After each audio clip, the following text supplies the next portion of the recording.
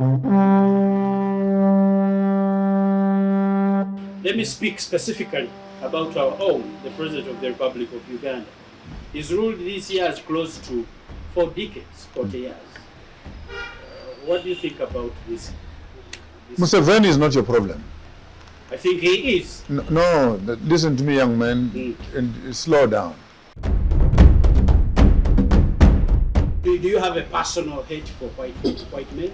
I don't know if they have a personal passion for loving me. So don't ask me if I hate them. Ask them if they love me.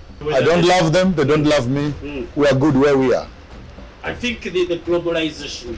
There's no globalization. In that global village, who will be the chief? What is the problem? Your policies are your problem. Not the person. Not the person. You can put Bobby Wine tomorrow. There's nothing Bobby Wine will change. So democracy is removing white people and putting black people to continuously oppress the black people. I'm serious. I thought democracy is the power of the people to select who they want then and they want. If it is the power of the people, how come minority must rule the majority? Black politician is the one who gets into the political system to transform and change it, to create preferential procurement for the development of the African people. I see. So you don't go there to protect the colonial system. You go there to dismantle the 7 pillars.